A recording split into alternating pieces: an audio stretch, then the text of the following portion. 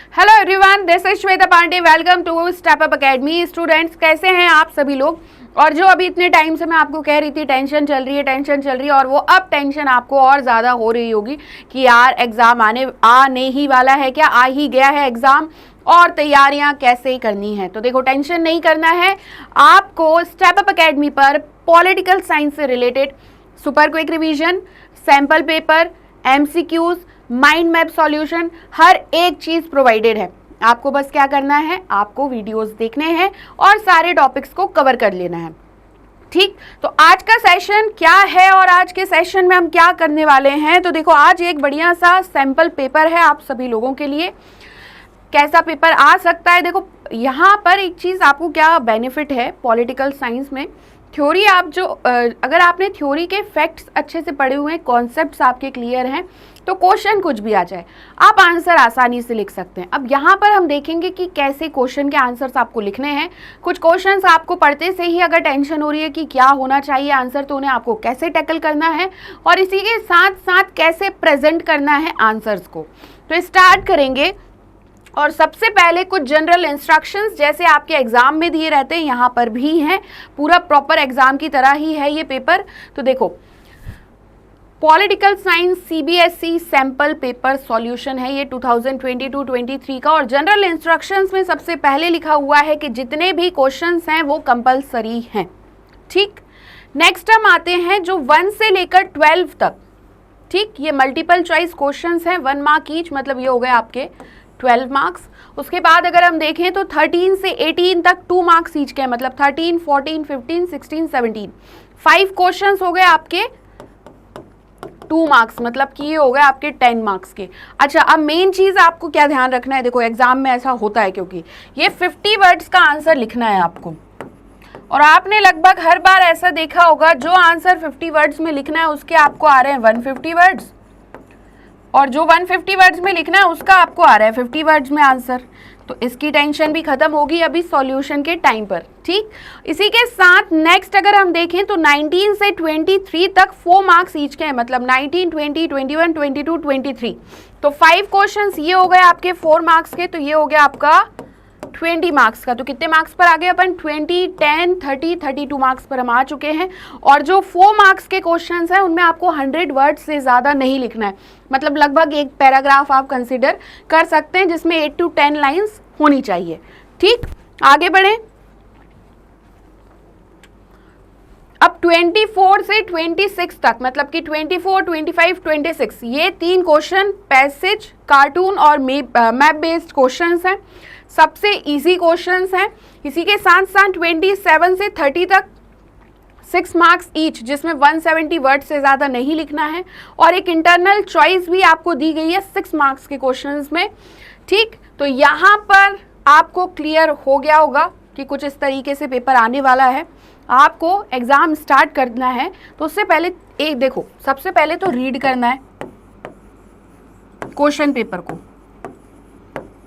हो सकता है वैसे ऐसा नहीं होगा क्योंकि आप लोगों ने काफ़ी कुछ पढ़ा हुआ है। मान लो कोई क्वेश्चन आपने जैसे पढ़ा और आपको टेंशन होने लग गई, तो वहाँ जो आपकी एक टेंशन होगी ये कहाँ पर अफेक्ट डालने वाली है, जो आंसर आपको आ रहे हैं वहाँ पर, उसे भी आप कहीं ना कहीं तक गलत कर सकते हैं। इसलिए बहुत आसानी से, बहुत ईजी वे में, बहुत रिलैक्स होकर क्वेश्चन आंसर, मतलब क्वेश्चन पेपर को रीड करना है। इसी के साथ आगे बढ़ते हुए, आंसर नहीं, आंसर तो आपको ही लिखने, तो क्वेश्चंस आपको रीड करने हैं। ठीक, पेपर का लेवल सभी के लिए एक पार्ट इजी दिखता है, एक पार्ट मॉडरेट और एक डिफिकल्ट। तो आप देख लें कि इजी पार्ट कौन सा है, आपके अकॉर्डिंग आपको क्या आ रहा है, पहले उसको सॉल्व कर लें, उसके बाद मॉडरेट पर आएँ, फिर डिफिकल्ट पर आएँ। डिफिकल्ट के बारे में स्टार्टिंग से बिल्कुल भी ना सोचें क्वेश्चन पेपर में कि यार ये वाला क्वेश्चन आया, ये मुझे नहीं आता। इस वजह से आप ये ईजी और मॉडरेट लेवल को अच्छे से टैकल नहीं कर पाएंगे। इसलिए ध्यान रखना है, क्या ध्यान रखना है कि डिफिकल्ट क्वेश्चन कितने भी आ जाएँ, आपको 70% पेपर अगर आ रहा है तो भी आपको इसी पे ध्यान देना है, 30% पे ध्यान नहीं देना है। और आई होप आपको 90 to 95% पेपर बहुत इजी लगेगा, ज़्यादा कुछ नहीं है। पॉलिटिकल साइंस है, इस वजह से सोसाइटी से हर एक चीज़ रिलेटेड है, आपको बस थोड़े से रिवीजन करना है। अगर सुपर क्विक रिवीजन भी हमने किया है, माइंड मैप्स भी हम लाइव में लेकर आएंगे और कुछ माइंड मैप्स आपको ऑलरेडी अवेलेबल किए जाएंगे, तो इसी के साथ आपके कॉन्सेप्ट्स क्लियर हो जाएंगे, फैक्ट्स क्लियर हो जाएंगे। ठीक, अब बात करते हैं सॉल्यूशन की। तो अगर ये पार्ट थोड़ा सा लेंथी जाता है तो हम पार्ट मतलब हाफ पार्ट जो होगा पेपर का वो अभी कंप्लीट करने वाले हैं, और जो हाफ पार्ट होगा या रिमेनिंग पार्ट होगा वो हम लाइव में ले लेंगे। और अगर यहीं पूरा कंप्लीट हो गया तो फिर लाइव में हम next sample paper, mind maps, देखो अब मैं बता दूं आपको लाइव में हम क्या क्या लेने वाले हैं। तो उसमें हम पढ़ने वाले हैं माइंड मैप्स, MCQs और सैम्पल पेपर। ठीक, और भी बहुत कुछ है आपके लिए जो अभी मैं आपको नहीं बताऊंगी, ये चीज़ें इंपॉर्टेंट है इसलिए अभी से मैंने ये आपको चीज़ें बता दी हैं। अब स्टार्ट करेंगे पेपर और देखते हैं पहला क्वेश्चन कौन सा है। तो फर्स्ट क्वेश्चन है, ASEAN regional forum was established in the year. तो ARF की बात कर रहे हैं, पूछा गया है ये कब एस्टेब्लिश हुआ। जल्दी से कमेंट सेक्शन में आप लोग बता दीजिए कब हुआ। 1991, 1996, 1993, 1994। ठीक, अब देखो, अब सैम्पल पेपर क्यों हम सॉल्व करते हैं मैं आपको ये बता दूं। सैम्पल पेपर इसलिए सॉल्व करते हैं कि देखो यार आसियान से ही तो आएगा ना क्वेश्चन। अब जैसे यहाँ टॉपिक आ गया आसियान, ठीक, ARF नहीं देखते हुए आसियान ले लिया, तो इससे रिलेटेड ये कब इस्टेब्लिश हुआ है, इसका हेडक्वार्टर कहाँ है, इसमें कितनी मेंबर कंट्रीज हैं, फाउंडिंग मेंबर कंट्रीज कितनी है, इसका वर्क क्या है, और इसके कुछ ये इस टाइप के एजेंसीज या फॉरम्स याद कर लो। तो यहाँ हमारा आसियान कंप्लीट हो जाएगा। तो अब करेक्ट आंसर देखते हैं। आई होप आप लोगों ने कमेंट सेक्शन में आंसर बता दिया होगा। तो आसियान रीजनल फोरम कब बना है? 1994 में। एक काम करते हैं कि यहाँ पर नोट डाउन करते जाते हैं अपन, आप लोग चाहें तो नोट डाउन आप भी कर सकते हैं, और आप लोग चाहें तो अभी आपको याद हो ही गया है तो आगे बढ़ने की मतलब लिखने की ऐसी आवश्यकता है नहीं, नीड है नहीं, ज़रूरत है नहीं। नेक्स्ट क्वेश्चन पर चलते हैं। नेक्स्ट क्वेश्चन है, dash influenced the established of the organization for European economic cooperation in 1948। तो OEEC की बात कर रहे हैं, कब बना है? 1948 में। क्या है? तो organization for European economic cooperation. देखो मैं आपको पेपर के साथ साथ बताते जा रही हूँ कि आपको याद क्या क्या करना है। फुल फॉर्म हर एक ऑर्गेनाइजेशन के जो इस तरीके से हैं, और इसी के साथ साथ एस्टेब्लिशमेंट ईयर। ठीक, तो कब बना? वार्सो plan, Marshall plan, Manhattan plan और मोलोटोव प्लान। बताओ जल्दी से। OEEC 1948 में बना, किसने इन्फ्लुएंस किया था? करेक्ट आंसर देखते हैं। तो करेक्ट आंसर है बी, मार्शल प्लान। ठीक, क्लियर हुआ। यूएस का ये प्लान था, हम जानते हैं काफ़ी अच्छे से। EU को इस्टेब्लिश होने में यूएस ने काफ़ी हेल्प की है, एक टाइम पर सपोर्ट किया है। आगे बढ़ें, आगे बढ़ते हैं नेक्स्ट क्वेश्चन पर और देखते हैं। ये नोट डाउन आप कर लीजिएगा। ये यहाँ पर हमें क्योंकि इसको रिमूव करना होगा, चलो ठीक है फिर से लिख देंगे। तो ARF हमने देखा 1994 में, और मैंने आपको बोला OEEC हमने देखा 1948 में। फुल फॉर्म्स आपको याद करने हैं और एस्टेब्लिशमेंट ईयर। ठीक, क्लियर हुआ। नेक्स्ट क्वेश्चन है, विच of the following was not given primacy bye the makers of the Soviet system. देखो पढ़ लिया है आपने, आपको काफ़ी सारे सॉल्यूशन सब जगह मिल जाएंगे, आपको काफ़ी सारे आंसर्स बताए जाएंगे, बट ध्यान क्या रखना है वो मैं आपको बताने वाली हूँ। ये जो एक नॉट आता है पेपर में, आप क्या है क्वेश्चन को देखते से ही इतने ज़्यादा उत्साहित हो जाते हैं, इतने ज़्यादा खुश हो जाते हैं कि क्वेश्चन को आप रीड नहीं करते। तो एक यहाँ पर ये चीज़ याद रखना कि क्वेश्चन को बहुत अच्छे से रीड करना है, भले आए या ना आए आंसर। ठीक, ऑप्शंस को भी अच्छे से रीड करना है। 12 मार्क्स काफ़ी वेटेज रखते हैं और कोशिश करनी है कि गलत ना हो। यहाँ पर पूछा गया है कि इसमें से किसे प्राइमेसी नहीं दी गई थी सोवियत सिस्टम के मेकर्स के द्वारा। No opposition party to be allowed, abolition of private property, no state control over economy और society based on the principle of equality. अब अगर क्वेश्चन का आंसर नहीं आ रहा है तो आपको क्या करना है, जो 4 ऑप्शन है उनमें से 3 तो आपको लगभग सिमिलर मिलेंगे, कुछ एक्सेप्शंस भी होंगे, सब जगह ऐसा सिमिलैरिटी नहीं होगी, और एक ऑप्शन डिफरेंट होगा। ठीक, अब कमेंट सेक्शन में आपको क्या लग रहा है आंसर जल्दी से बता दो, और फिर हम देखते हैं करेक्ट आंसर क्या है। देखिए करेक्ट आंसर, देखो करेक्ट आंसर होगा no state control over economy. इसे प्राइमेसी नहीं दी गई थी by the makers of the constitution. ठीक, क्लियर हुआ। यहाँ पर डिसइंटीग्रेशन की बात नहीं कर रहे हैं, सोवियत सिस्टम के मेकर्स की बात कर रहे हैं। तो अपोजिशन पार्टी अलाउड नहीं थी, प्राइवेट प्रॉपर्टी अबॉलिशन, और इसी के साथ साथ society based on the principle of equality. Next question पर हम आते हैं, और नेक्स्ट क्वेश्चन है who was appointed as the chief election commissioner of India. किसे अपॉइंट किया गया था first chief election commissioner? First CEC,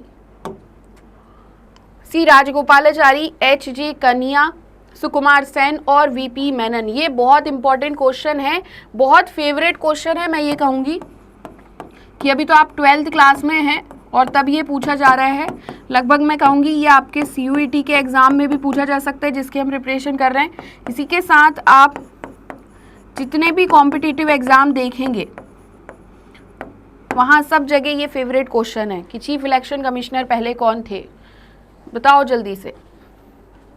अब अगर आंसर बता दिया है, क्योंकि अभी मैं देख नहीं सकती हूँ आप लोग ने आंसर दिया है या नहीं, तो चेक कर लीजिए जिसने भी आंसर दिया है या करेक्ट आंसर है या नहीं। तो सुकुमार सेन पहले चीफ इलेक्शन कमिश्नर थे इंडिया के। ठीक, क्लियर हुआ। अब बढ़ते हैं नेक्स्ट क्वेश्चन की तरफ, और नेक्स्ट क्वेश्चन है, इसे रिमूव कर देते हैं। आप लोग चाहें तो इसको नोट डाउन कर लीजिए, फिर आगे बढ़ते हैं अपन। देखो नेक्स्ट क्वेश्चन, तो क्वेश्चन है असर्शन रीजन क्वेश्चन है ये, डायरेक्शंस फॉर क्वेश्चन नंबर 5 और 6। देखो यहाँ पर कुछ नहीं है, असर्शन दिया होगा और उसी के साथ साथ एक कारण दिया होगा, 2 स्टेटमेंट दी रहेंगी, 4 ऑप्शन रहेंगे। पहले में दिया रहेगा कि दोनों ही असर्शन और रीजन करेक्ट हैं, और जो रीजन है वो करेक्ट एक्सप्लेनेशन दे रहा है। सेकंड में कह देंगे दोनों ट्रू हैं लेकिन करेक्ट एक्सप्लेनेशन नहीं है। थर्ड, एक ट्रू है एक फॉल्स है, और लास्ट में 8 फॉल्स है और R ट्रू है। तो इस तरीके का कुछ असर्शन रहेगा। क्वेश्चन पर हम आते हैं, और क्वेश्चन को रीड करें, जल्दी से ध्यान से रीड करें, बहुत रिलैक्स होकर क्वेश्चन पेपर को पढ़ें। आप ये माइंडसेट बिल्कुल भी मत रखिएगा कि मैं एग्ज़ाम देने आया हूँ या मैं एग्ज़ाम देने आई हूँ और मुझे बहुत टेंशन हो रही है। ऐसा सोचते हैं तो आपका माइंड क्या है ना, उसी तरीके से एक्ट करने लगता है। तो आपको ऐसे सोचना है कि हाँ यार ये एक पेपर है, इसे मुझे सॉल्व करना है। थोड़ा सा जब मैं बोल रही होंगी तो आप लोग को लग रहा होगा कि ये आपके लिए बहुत आसान है, लेकिन ऐसा कुछ भी नहीं है। देखिए आपको माइंड को समझाना होगा, ठीक है ना। जैसे कि आपने वो देखी होगी 3 Idiots, उसमें कहते हैं ऑल इज़ वेल। तो इसी तरीके से आपको भी यही कंसीडर करना है, ऑल इज़ वेल, और आसानी से बहुत ध्यान से क्वेश्चंस को रीड करने हैं। देखो, the Soviet Union and communism collapsed in 1991। यहाँ पर इन्होंने कहा कि सोवियत यूनियन और जो कम्युनिज्म था ये कोलैप्स हो गया 1991 में। बिकॉज लगाना है अपन को बीच में, और फिर रीजन पढ़ना है। Because of the internal weakness of the Soviet political and economic institutions failed to meet the aspirations of the Soviet people. अब बताओ आप लोग क्या होना चाहिए करेक्ट आंसर? जल्दी से कमेंट सेक्शन में आंसर आप लोगों को बताना है। ठीक, तो देखते हैं करेक्ट आंसर क्या है, और यहाँ पर करेक्ट आंसर है ए। इसलिए क्योंकि जो सोवियत यूनियन है और कम्युनिज्म है ये कोलैप्स हो गया, एक तरीके से जो समाप्त हुआ, भंग हुआ, वो 1991 में हुआ। ठीक, रीज़न क्या था? पॉलिटिकल और इकोनॉमिक जो सिस्टम था सोवियत सिस्टम, वो कहीं ना कहीं तक वीकनेस थी, यहाँ पर बहुत ज़्यादा कमज़ोरी थी, और ये जो लोग थे यहाँ की जो डिमांड थी या एस्पायरेशंस थी, उनकी आकांक्षाओं को पूरा नहीं कर पा रहे थे। इसलिए both A and R are true, and R is the correct explanation of A. बढ़ते हैं नेक्स्ट क्वेश्चन की तरफ। क्वेश्चन देखना, देखो यहाँ पर आपको कहाँ पर प्रॉब्लम में डाल सकते हैं। जैसे मान लो ये 1992 कर देते, ओहो ये ब्लू कलर कैसे आ गया, देखो मान लो ये 1992 कर देते, फिर क्या होता? फिर ये 1992 गलत हो जाता। तो ईयर आप लोग को ध्यान रखने हैं, अच्छे से याद करके जाना है, क्रोनोलॉजी में याद करके जाना है। नेक्स्ट क्वेश्चन देखो, India did not give legitimacy to the communist government in China as per its foreign policy because India and China agreed to follow the ideals of the Panchsheel. अब पहला जो एजर्शन है उसको एक बार जो एक फैक्ट तरीके से बात कही गई है कि इंडिया ने लेजिटिमेसी नहीं दी है कम्युनिस्ट गवर्नमेंट को चाइना में फॉरेन पॉलिसी के आधार पर, क्योंकि इंडिया और चाइना पंचशील के सिद्धांत पर, पंचशील के आइडिया पर फॉलो कर रहे हैं या एग्रीड हुए हैं। अब बताइए आप लोग क्या होना चाहिए करेक्ट आंसर। देखो मैं आपको यहाँ पर आंसर बताने के बाद एक्सप्लेन करना चाहूँ तो ए फॉल्स है, ये ऐसा कुछ नहीं है, लेकिन जो आर है कि इंडिया और चाइना एग्रीड हुए हैं पंचशील पर, ये करेक्ट है। आपको क्या करना है, मान लो आपको कुछ प्रॉब्लम इसमें आ भी जाए और ये आपको करेक्ट लग रहा है तो आपको ऑप्शन ध्यान से पढ़ना है कि आर इज ट्रू दिया हुआ है तो आंसर हो जाएगा D, A is false but R is true. Next question पर हम चलते हैं। Which of the following leader of east Pakistan was arrested by Pakistani army which led to the war of 1971। यहाँ की एक ही कहानी है जो हमें लगभग पार्ट सेकंड में बहुत बार पढ़नी पड़ी है। एक ईस्ट पाकिस्तान है, एक वेस्ट पाकिस्तान है, बीच में इंडिया है। यहाँ के ये इलेक्शंस जीतते हैं और यहाँ पर ये कहते हैं कि अब हम अपने हिसाब से काम करेंगे, और यहाँ पर भी दोनों तरफ से ये इन पर क्या करते हैं, अटैक करते हैं।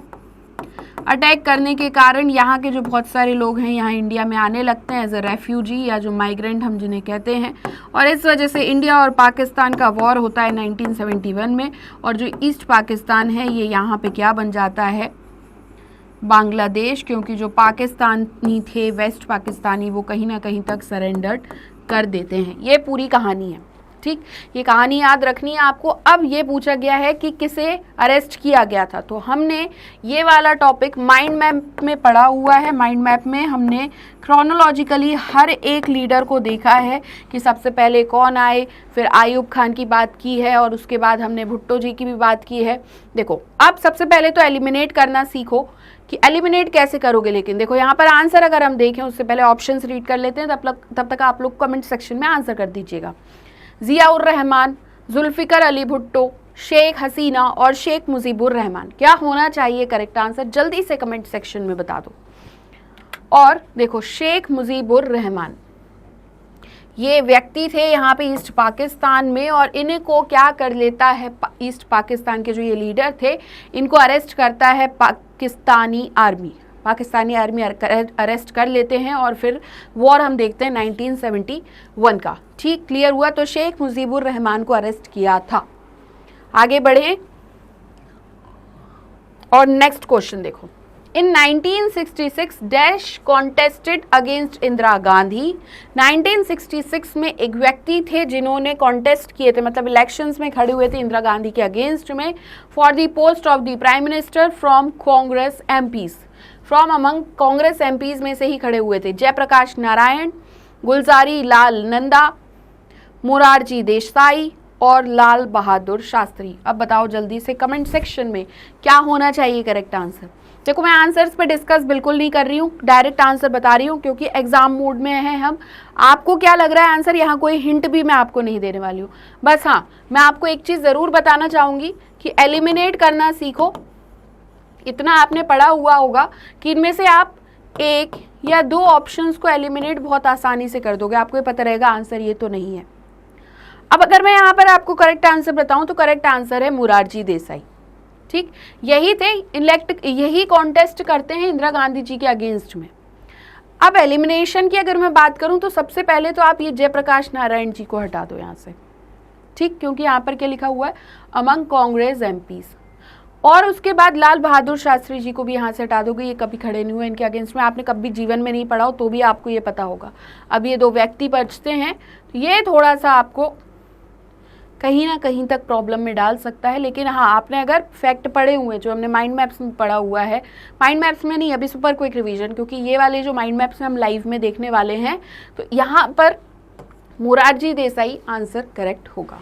ठीक, करेक्ट, क्लियर हुआ। बड़े नेक्स्ट क्वेश्चन की तरफ, 9th क्वेश्चन पर हम आ गए हैं और क्वेश्चन है which among the following would give more weightage to India's proposal for permanent membership in the UNSC या फिर सिक्योरिटी काउंसिल। हम बहुत अच्छे से जानते हैं कि जो इंडिया है, इंडिया चाहता है कि परमानेंट मेंबरशिप इंडिया को मिले, इसी के साथ साथ जो UNSC का स्ट्रक्चर है उसमें थोड़े से चेंजेस होने चाहिए।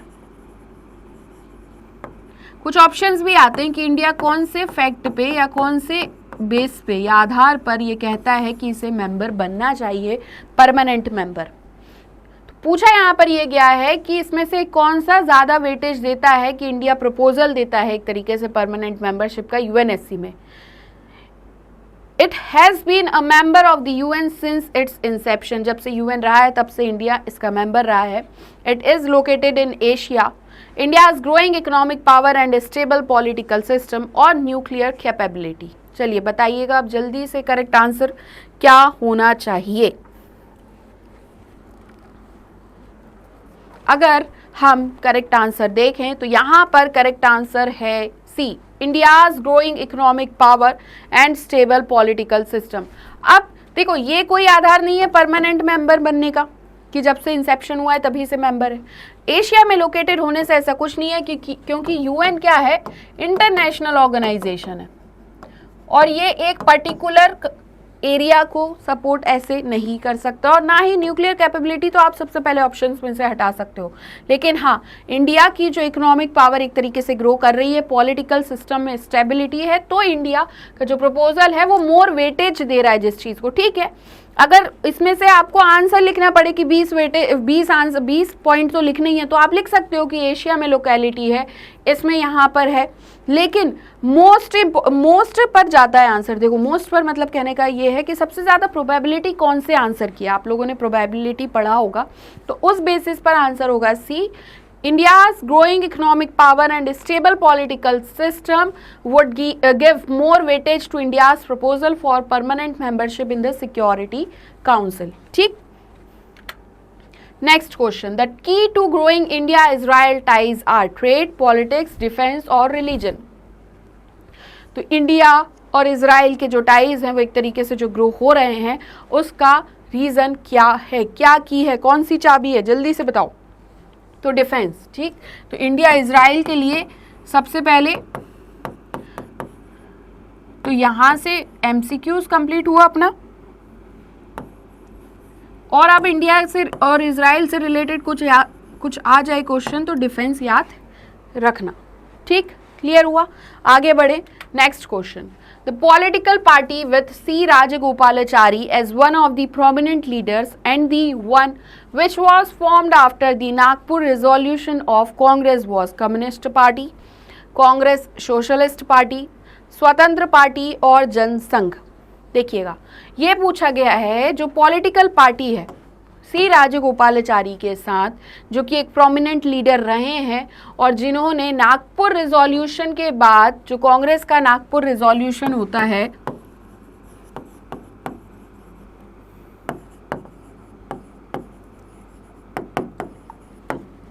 किसका रिजोल्यूशन है, नागपुर रिजोल्यूशन कांग्रेस का। यहाँ के लीडर हम देख रहे हैं, लीडर मतलब कि इन्होंने एक अच्छा इफेक्टिव रोल यहाँ पर निभाया और इस रिजोल्यूशन के बाद ये एक पार्टी फॉर्म कर लेते हैं। वो कौन सी पार्टी है ये आपको बताना है, और देखो जो आपका थ्योरी पार्ट है वो ग्राफ में आ चुका है। तो क्या होगा करेक्ट आंसर, देखते हैं। तो करेक्ट आंसर है यहाँ पर सी, स्वतंत्र पार्टी। ठीक, ऐसे लिखते जाओ। नोट्स बनाने के लिए मैं आपको नहीं कह रही हूँ कि आपको बाद में पढ़ना होगा, पढ़ने की ज़रूरत इतनी है नहीं, लेकिन लिखते जाओगे तो प्रैक्टिस हो जाएगी। इसलिए जैसे मैं लिखते जा रही हूँ साथ साथ आप लोग भी लिखते जाइए। आगे बढ़ते हैं नेक्स्ट क्वेश्चन पर, और लास्ट क्वेश्चन है एमसीक्यूज का। दलित पैंथर्स या Dalit Panthers was formed and acted strongly in the state of Uttar Pradesh, Maharashtra, Orissa और मध्य प्रदेश। कहाँ बने थे दलित पैंथर्स, जल्दी से बताओ करेक्ट आंसर कमेंट सेक्शन में। और करेक्ट आंसर है यहाँ पर बी, महाराष्ट्र। ठीक, तो 12 मार्क्स कंप्लीट हो गए आपके। क्वेश्चन के आंसर्स बहुत इजी हैं, कहीं क्वेश्चन टफ होगा तो कहीं ऑप्शंस टफ होंगे, डिफिकल्ट होंगे, बट आंसर लगाना इजी रहेगा। आप थोड़ा सा ध्यान से पढ़िएगा, बिल्कुल भी प्रॉब्लम में मत आइएगा। ठीक, तो यहाँ पे 12 मार्क्स के बाद, अच्छा 12 मार्क्स के लिए और क्या क्या हमने किया हुआ आपके, तो यहाँ पर एक तो आपको एमसीक्यूज मिल जाएंगे ऑल चैप्टर्स के, और इसी के साथ हर एक सैम्पल पेपर में, जितने भी हम सैम्पल पेपर करेंगे उसमें आपको 12 मार्क्स के एमसीक्यूज मिल जाएंगे। और एक MCQs हम लेकर आएंगे लाइव सेशन में। ठीक, तो ऐसे करके आपका सारा सब कुछ कंप्लीट हो जाएगा। बड़े नेक्स्ट क्वेश्चन की तरफ। यहाँ पे 12 मार्क्स कंप्लीट होते हैं और नेक्स्ट क्वेश्चन सेक्शन बी है, 12 मार्क्स का है। What is mean by a multipolar world order as visualized by India and Russia? तो देखो यहाँ पर पूछा गया है मल्टीपोलर वर्ल्ड का मतलब क्या है, as visualized by India and Russia. तो देखो आपको यहाँ पर ऐसे पर्टिकुलर मल्टीपोलर वर्ल्ड का ही मीनिंग नहीं लिखना है कि इसमें क्या है, इंडिया और रशिया से हम रिलेट कर कर लिखना चाह रहे हैं। लगभग आएगा वही सेम आंसर, लेकिन कैसे देखते हैं। ठीक, तो देखो आंसर है by a multipolar world order they mean. एक चीज याद रखना, आपके पास कलेक्शन ऑफ वर्ड्स की जो मैं बात कर रही हूँ, लगभग आंसर देखो सब जगह सेम ही जाएगा। कुछ वर्ड्स हैं जो सब जगह एक ही जाएंगे, तो इनका आपको ध्यान रखना है। इसी के साथ आप चीज़ों को काफ़ी अच्छे से कंसाइज कर पाएंगे, कंसोलिडेट कर पाएंगे, और इस बेसिस पर जो आप आंसर लिखेंगे इसमें आपको मैक्सिमम मार्क्स मिल जाएंगे। ठीक, क्लियर हुआ? तो अब हम आंसर को स्टार्ट करेंगे और आंसर है ठीक है। देखो जैसे यहाँ पर अगर हम कुछ वर्ड्स देखें तो जैसे कि को एग्जिस्टेंस ऑफ सेवरल पावर्स है, collective security, greater regionalism, negotiated settlements, independent foreign policy है, डिसीजन मेकिंग है, स्ट्रेंथेंड, डेमोक्रेटाइज्ड, एम्पावर्ड, ये सारे वर्ड्स बहुत इंपॉर्टेंट हैं। इनको आप हर एक आंसर में लगभग कुछ एक्सेप्शंस के साथ, कुछ अपवाद के साथ, मतलब कि हर जगह वर्ड्स नहीं आएंगे बट लगभग यूज़ कर सकते हैं। तो मल्टीपोलर वर्ल्ड का मतलब यहाँ पर हम क्या समझ पा रहे हैं, तो को एग्जिस्टेंस हो, बहुत सी पावर्स का इंटरनेशनल सिस्टम में को एग्जिस्टेंस एक साथ चलती रहे, कलेक्टिव सिक्योरिटी हो। अगर हम पूरे वर्ल्ड की बात करें, वर्ल्ड मैप अगर हम देखते हैं तो यहाँ पर एक पर्टिकुलर एरिया की सिक्योरिटी की बात ना हो। यहाँ पे कहा गया है कि जो भी डिसीजंस लिए जाएं, जो भी रूल्स बनाए जाएं, लॉज आए, पॉलिसीज आए, प्रोग्राम्स आए, तो कलेक्टिव सिक्योरिटी की हम बात करें, ग्रेटर रीजनलिज्म पे फोकस किया गया है। देखो ये जो आंसर है ना, आप ऐसे ग्राफ में सीख सकते हो। रीजनलिज्म जैसे ये पर्टिकुलर एक एरिया में नहीं, ग्रेटर रीजनलिज्म जो हम देखते हैं, सार्क देख रहे हैं, हम आसियान देख रहे हैं रीजनल बेसिस पे, तो ग्रेटर रीजनलिज्म हो, मल्टीपोलर से मतलब यहाँ पर ये है। कोई भी अगर इंटरनेशनल कन्फ्लिक्ट्स हो जाएं तो उसमें नेगोशिएटेड सेटलमेंट्स हो जाएं। इसी के साथ साथ इंडिपेंडेंट फॉरेन पॉलिसीज़ हो सभी कंट्रीज़ के लिए, और डिसीजन मेकिंग जो बॉडीज़ हैं जैसे कि यूएन है, तो यूएन पे फोकस किया जाए कि यूएन को स्ट्रेंथन किया जाए, डेमोक्रेटाइज्ड किया जाए और एम्पावर्ड किया जाए। ठीक, क्लियर हुआ है यहाँ तक? अब ये आंसर आप लोग को याद हो गया होगा। अगर याद हो गया तो एक बार रिवाइज कर लेते हैं। को existence of several powers, collective security, greater regionalism, negotiated settlements, independent foreign policy, decision making through bodies like UN जो स्ट्रेंथन करे, डेमोक्रेटाइज्ड करे और एम्पावर्ड करे। ठीक, क्लियर हुआ? आगे बढ़ते हैं। Has there been resistance to globalization in India? क्या ग्लोबलाइजेशन को लेकर इंडिया में रेजिस्टेंस है? क्या ग्लोबलाइजेशन को लेकर कहीं ना कहीं तक जिस तरीके से एक तरीके से हम फेवर करते हैं, तो क्या इसको अपोज ही किया जाता है, ऐसे समझ सकते हैं हम? तो बिल्कुल हाँ। अगर मैं आपसे बात करूं कल्चर को लेकर, तो ऐसा कहा जाता है, हम जानते हैं बहुत अच्छे से कि जो पश्चिमी सभ्यता आई है उसने काफ़ी हमारी कल्चरल वैल्यूज़ को या कल्चर को ही इन्फ्लुएंस किया है। एक पॉलिटिकल फाइट चलती है जिसमें यही कहते हैं कि हमारी जो पॉलिसीज़ आ रही हैं वो इन्फ्लुएंस हैं कहीं ना कहीं तक, तो इस तरीके से रेजिस्टेंस है। अब आंसर कैसे हम लिखेंगे उसको हम स्टार्ट करेंगे। देखो यहाँ पर हमें लिखना है yes, resistance to globalization in India has come to from different quarters. There have been, सबसे पहले लेफ्ट विंग प्रोटेस्ट है। अब लेफ्ट विंग प्रोटेस्ट किस चीज़ को लेकर है कि इकोनॉमिक लिबरलाइजेशन किया है, और ये कौन कर रहा है, तो ये पॉलिटिकल पार्टीज और फोरम लाइक जैसे इंडियन सोशल फोरम। कुछ बोल्ड पॉइंट्स आप यहाँ पर देख पा रहे होंगे, ये इंपॉर्टेंट पॉइंट्स हैं, इनको याद रखना है। नेक्स्ट है पॉलिटिकल फाइट, किस चीज़ के लिए है, कल्चरल इन्फ्लुएंसेस है, जैसे कि फॉरेन टेलीविजन है, चैनल्स सारे फॉरेन टेलीविजन चैनल्स ही हैं, केबल नेटवर्क्स के थ्रू, वैलेंटाइंस डे का celebration, westernization, of the dress taste of girl students in schools and colleges. और आप भी अपने अकॉर्डिंग कुछ आंसर्स लिख सकते हैं एग्जाम्पल ऐड करके। तो ये सारी चीज़ें कहीं ना कहीं तक रेजिस्टेंस दिखाती हैं टू ग्लोबलाइजेशन। कहाँ पर? इंडिया में। तो resistance to globalization in India यहाँ पर कंप्लीट होता है। नेक्स्ट चलते हैं। क्वेश्चन है how was the recognition of north east India completed by and when. ऐसा होगा यहाँ पर। तो कैसे नॉर्थ ईस्ट इंडिया के रिकॉग्निशन की हम बात करें तो हम जानते हैं ये 7 स्टेट्स हैं, तो 7 सिस्टर्स कहा जाता है। कौन से हैं? तो मेघालय, असम, अरुणाचल प्रदेश, नागालैंड, मणिपुर, मिजोरम, त्रिपुरा। देखो अगर मैप याद है तो आपको बहुत हेल्प मिल सकती है इस सब्जेक्ट में। एक बार बना लेते हैं हम मैप।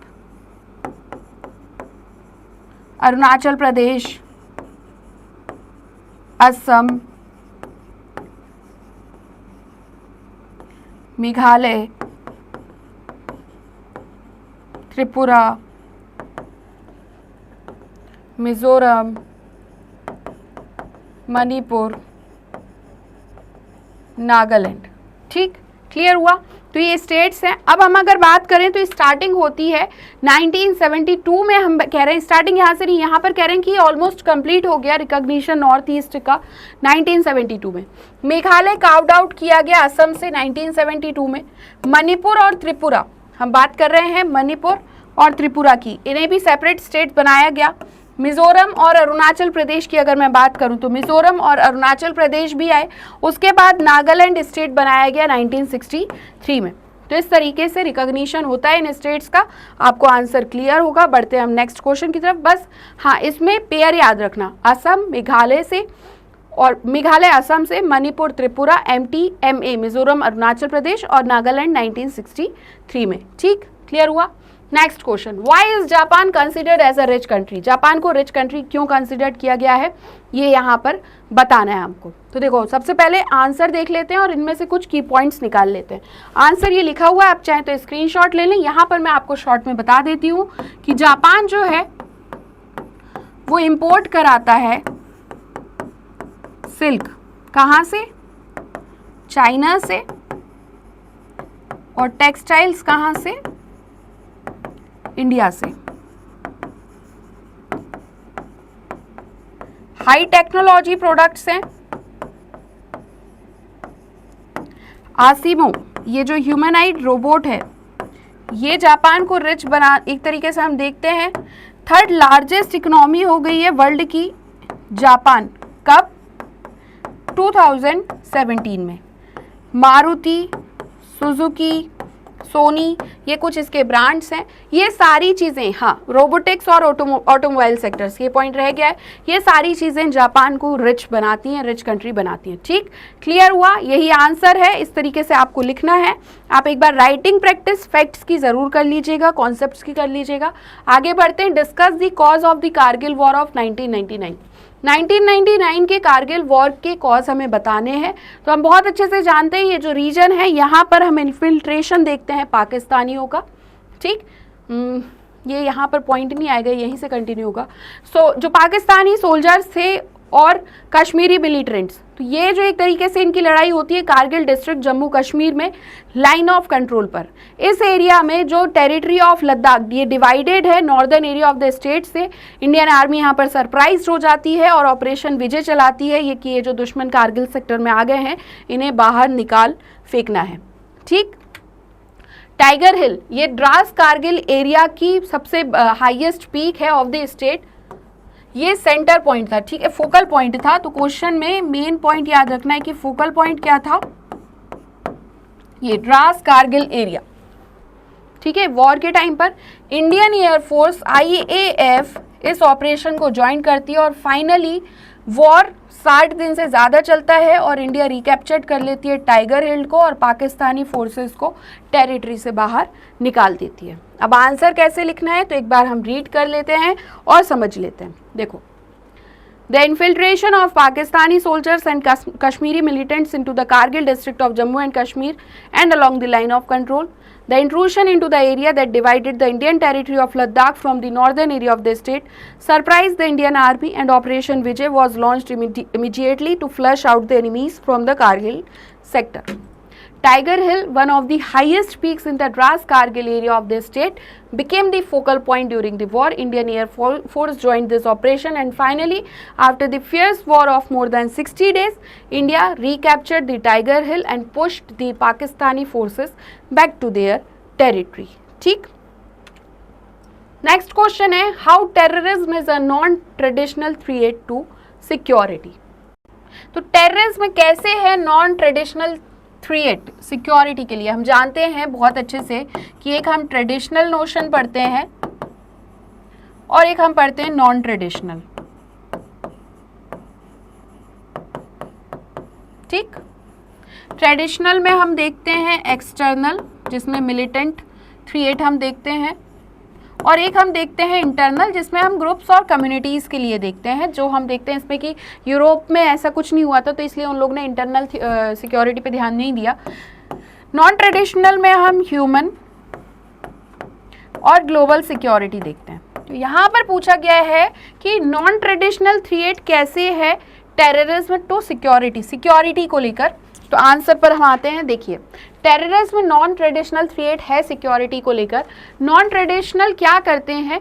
नॉन ट्रेडिशनल का मतलब है कि मिलिट्री थ्रेट से या से भी और ज़्यादा, to include a wide range of human existence. मतलब कि एक टेररिज्म क्या करता है, जो ह्यूमन एग्जिस्टेंस ज़्यादा से ज़्यादा है उन्हीं पर हम अटैक करें, यही कोशिश रहती है. ठीक. जो प्रोपोनेंट्स हैं non traditional threat to security के, वो ये कहते हैं कि सिर्फ एक स्टेट ही नहीं, हर एक इंडिविजुअल, कम्युनिटी या इंडीड सारे ह्यूमन काइंड सिक्योरिटी के अंतर्गत आते हैं. तो इसलिए कहा गया है कि ये मिलिट्री थ्रेट्स जो किसके आगे चले जाते हैं, wide range of human existence को कवर कर रहे हैं. और नॉन ट्रेडिशनल में हम क्या देख रहे हैं, ह्यूमन सिक्योरिटी. इसलिए यहाँ पर कहा गया है कि ह्यूमन एग्जिस्टेंस से रिलेट हो रहा है, तो टेररिज्म जो है नॉन ट्रेडिशनल थ्रेट है टू सिक्योरिटी को लेकर. ठीक है, बहुत इजी पॉइंट है, एक बार और रीड कर देते हैं ताकि आपको याद हो जाए. Terrorism is a non-traditional threat to security. Non-traditional notions of security go beyond military threats to include a wide range of the human existence. Proponents of non-traditional threat to security say that not just the state but also individuals or communities or indeed of all humankind come under security. ठीक. तो इसी के साथ ये वाला session हमारे यहीं तक कंप्लीट होता है. कल से हम मिलने वाले हैं, मतलब कि नेक्स्ट सेशन से हम लाइव में मिलने वाले हैं आपसे. तो जो ये रिमेनिंग पार्ट है वो हम लाइव सेशन में कंप्लीट करेंगे. तो जितने भी स्टूडेंट्स इस वीडियो को देख रहे हैं या कभी आगे चलकर देखेंगे, तो उन्हें मैं बता दूं कि ये पार्ट 1 है.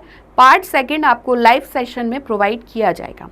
ठीक, ताकि आप लोग बहुत ध्यान से आसानी से पढ़ते रहें. टेंशन मत लीजिए, जुड़े रहिए. पॉलिटिकल साइंस का एग्ज़ाम आपका बेस्ट जाएगा, ये मेरा आपकी तरफ से पूरा प्रॉमिस है, पक्का प्रॉमिस है.